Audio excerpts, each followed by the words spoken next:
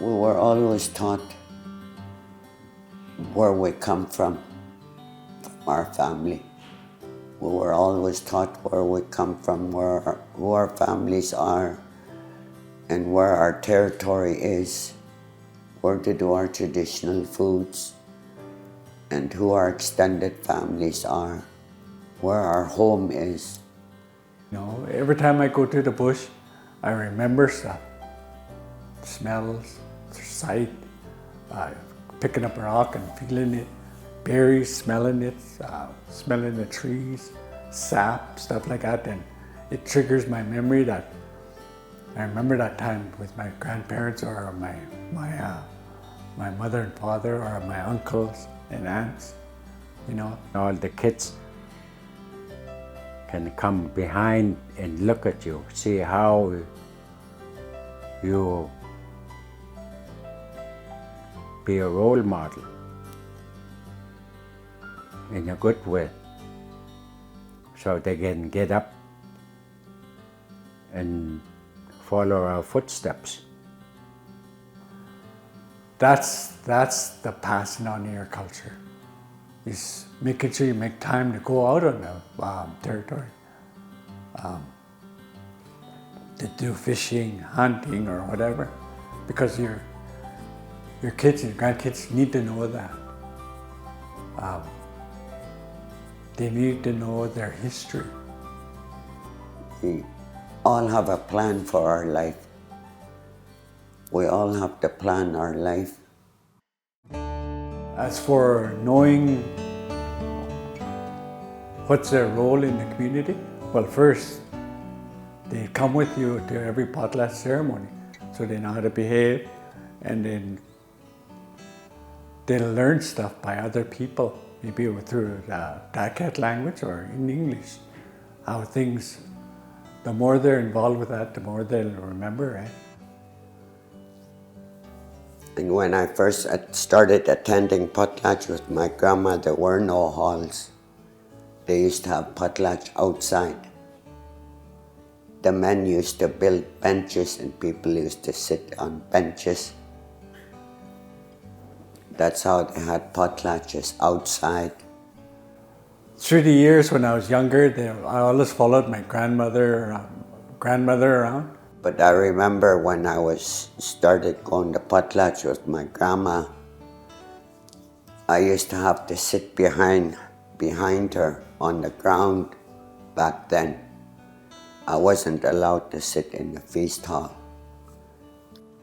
And they'd be passing around soup usually, and Grandma'd eat some of the soup and she'd pass the rest to me, share with me what she was given in the Potlatch hall.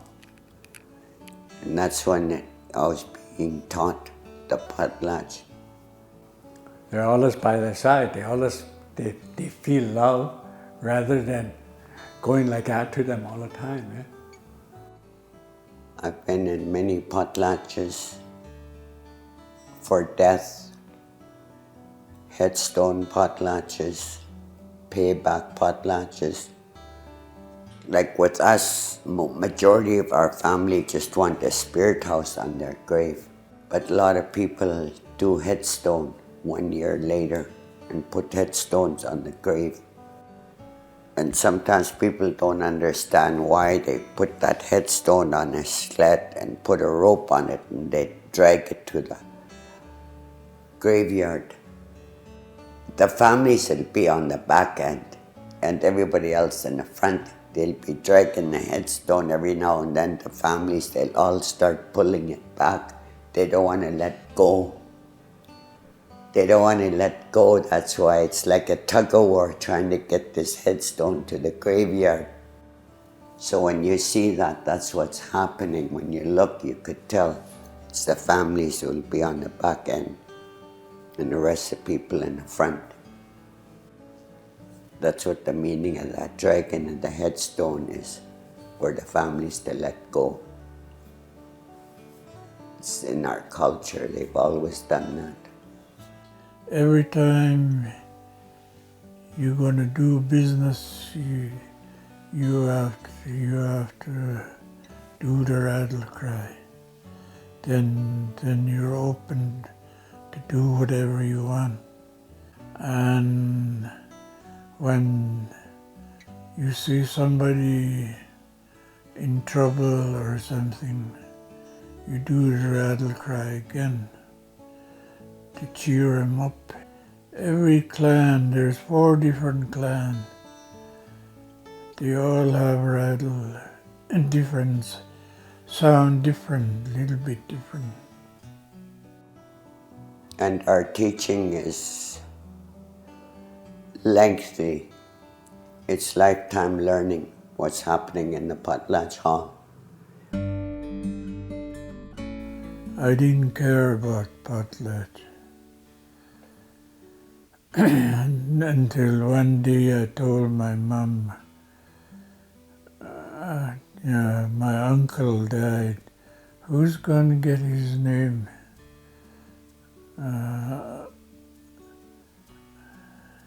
He said, Matthias got one name, my cousin, and you get the other name.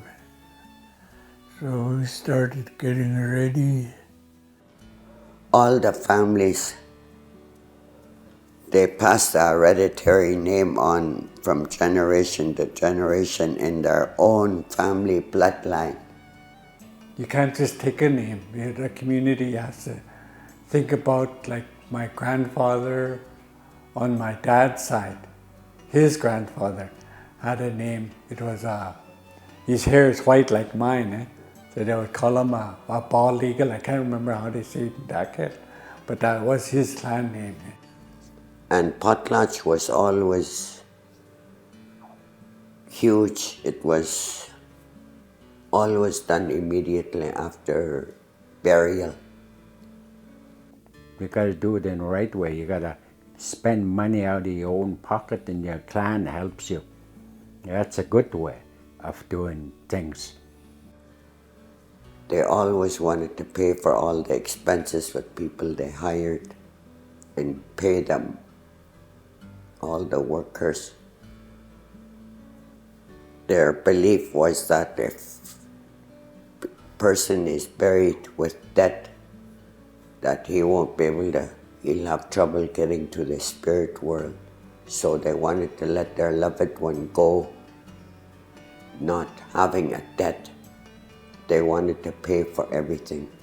At that time he passed, and to put him in the ground to bury him. And that's why Potlatch. That's why in the Potlatch sometimes they'll ask if anybody loaned this person money or did anything for him or give him something that wasn't paid for, because the family want to pay for it. They don't want him to go with an outstanding bill. They made sure everything was paid for. That's why the Potlatch. 12 years now. When my mom passed away, and then I made a smoke party, because the name was held by Christine Alexander, Frank Alexander, their mom. And then when we were in the hospital, she was passing on. She passed it on to her, the name. And then I guess he knew that she must have seen things, that I was going to get the name next. So my mom took that name, and she held it for 15 years. And then when my mom passed away, and then I made a smoke party, and a year later, while everybody is in there, witness. It's really difficult to hold hereditary name, as we have to be in good behavior. Do I represent everybody? Do I act in a certain manner all the time? Before I got the name, he said, they said, the name you're going to get is not going to be your name. You don't have to say my name, because it belongs to the whole clan. They can get it back if they want to. You don't have to say nothing or anything. Just let it go. When you get a name, everybody has to be witness in there. That's where the job is well done. My grandma's youngest sister had the name Ludooks, and she was diagnosed with breast cancer, and the doctor gave her 5 years to live. And I was young then, and my grandma's brothers and sisters, they were all still alive then. And they decided that, when the doctors say you got 5 years to live, they meant it. There was no cure for cancer back then. She was given 5 years, she had Ludooks. So the grandma's brothers and sisters all decided that they wanted me to take the hereditary name, and I was young. I was just a teenager. I didn't want it. But they insisted that they wanted me to take the hereditary name, because they thought that as a little girl, I always listened and I had a lot of knowledge of the traditional territory and our traditional foods, and I always worked and I always had money. So they chose me to take the hereditary name, and they thought I listened well. And they thought I'd be an ideal person to take the name. You have to act in a certain way so that if you're going to take care of business for the community, you have to live a certain way. The elders were very strict not to take a name from somewhere else. It has to be from your own bloodline. It messes up the linkage and the traditional territory. Traditionally, I do lots of trapping, ice fishing, fishing on the rivers, set net for ducks in the fall, all those sorts of things that come up as the seasons go by. But our families were trappers, hunters. We lived off the land. We ate a lot of traditional foods. It was more in the springtime, we ate a lot of beaver, because there was a lot of beaver hunting. They sold the fur. That was our livelihood. They used to dry a lot of the beaver meat and put it in a root cellar to store some for the winter. Went hunting for moose. Right in the swamp he was standing, and he took a shot. One shot the moose went. I was hoping that moose will go up a little higher, knock him down. He knocked him down, and right there, just me and my father. And they skinned the moose so they don't put hole in the hide, because my grandma and auntie used to make moose hide. And they used to make lots of moose hide jackets and vests and mucklucks, moccasins, everything beaded. He was 7, 8 years old, and a big dry cow. Got his legs from the back end, and I was pushing up to here, the water was my waist, standing in there. And I was pushing up. The whole thing, we never got it.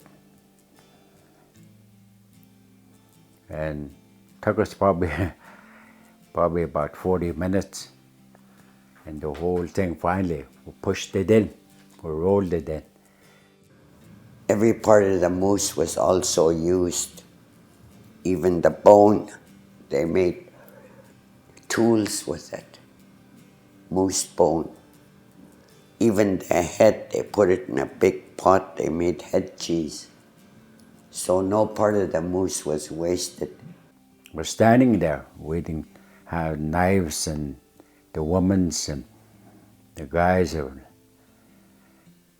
my father took the hind legs, one hind legs, and everybody helped themselves. They were asking questions. How did you guys get that boat, the moose in the boat, and without getting it? My uncles, they used to use a packboard. They bring moose meat to all the single mothers first to provide them with moose meat, food for them. My grandfather used to take me out on the reserve to visit his sisters, her niece, sister-in-law. They were all elders at the time, and a lot of them went out onto the land, and they used to report back to clan leaders on what's out. They would go. My grandfather would go visit everybody, and he would find out what was in their territory at that time. They would talk about their berry gathering, moose hunting, fishing. They would give a report back to, I guess my grandfather was a clan leader at that time too, for the Frog clan. So he would get information like that and find out, get a sense on what's out in the territory. Then in the summer we used to pick a lot of berries. We picked a lot of soapberries, lots of huckleberries. We picked raspberries, we picked strawberries, we picked saskatoons. We picked everything, and everything was canned. My wife, Ruby Adam, her mom, Mary Ann Adam, her auntie, Sophie Disher, doing the canning. So the teaching was always there from the elders. They taught us how to live off the land, do stuff, sew, beading, picking berries, canning in the smokehouse. We do all that. We still continue to do that. We share with everybody. I trapped with my grandfather, did lots of trapping in his trap line. My grandma used to say when the buds start budding on the leaves in the springtime, that's when the fish are in the creek. So we watch for the trees to start budding. And in the narrow part of the creek, they used to have a real big screen they put in the narrow part of the creek, and all the trout used to go in there. And then they used to pull it out to shore and throw it on the ground. And they had a stick about a long for us that we used to use to hit them on the head. And then we used to put them in a gunny sack and transport them back to the smokehouse by team of horses, all the trout. So we ate a lot of trout too. And all these years that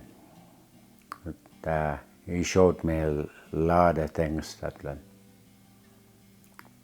with my three brothers. If we wanted to go out, we would go out with my father or uncles or my grandfather. Then we'd learn from them where do we go get moose berries, salmon, what can we take, how much can we take. And we didn't like catching rabbits because we heard them squealing when you caught a rabbit. And they were so cute. We felt so bad when we caught a rabbit as children, because the rabbits were so cute, but it's still food. And when you catch a rabbit, you could hear them squealing. Yeah. So as children, that's one thing we didn't like to do, is set snares for a rabbit, because we didn't want to hear them. They were cute. You know, today people use rabbits for pets. Every time we take somebody new to my fish camp or any camp, I would go to where my generations lit the fire. at where they would cook and keep warm and tell stories. I would grab a charcoal, and I would, people first visiting my camp or grandkids first time there, I would mark them with this and tell them, the stories about, generations before you have been doing this for a long time. And this is a reminder that they're watching you, and I'm watching you, that, you're, how you behave and how you act here. I'll be watching you all the time. And my ancestors would be too. So it'll give them security and let them know that, while we're all doing that, we'll all sit there and tell stories about why we're doing this, why we're getting fish. It'll give them that sense of security of belonging. So we had loving family and loving neighbors, and everybody helped one another. Nobody struggled. But in a colonial way, success is money, and if you had more money, more power, you're within that realm of where you want to be. But in Saik'uz and in our traditional way, it's way different. It's that if you have it, share it. If you need it, go get it in the bush. That's what being native is all about. That if you need it, go get it. It's there. And we all helped one another. If there was no work in anywhere, I would have my tradition to fall back on. I would never starve. My family wouldn't starve. We'll be together all the time because I would take my family out on the land. So I need to teach my sons, my daughter, now my grandkids, take them out and show them how to do that. Soze, Helen Michelle Stutney, Soze Ludooks. The one they call me with is Gitsayan word too. Guwadak. Guwadak. That means you hang on to everything and won't let go. Stingy. My name is Rodney Tyee, and I come from Saik'uz First Nation. My name is Ronnie Alec from Burns Lake. My hereditary name is Newh Yalh, Frog Clan. You gotta help everybody. Because the guy upstairs put us on this earth for one time to work together, to help one another, to be happy. That's what we're on this earth for.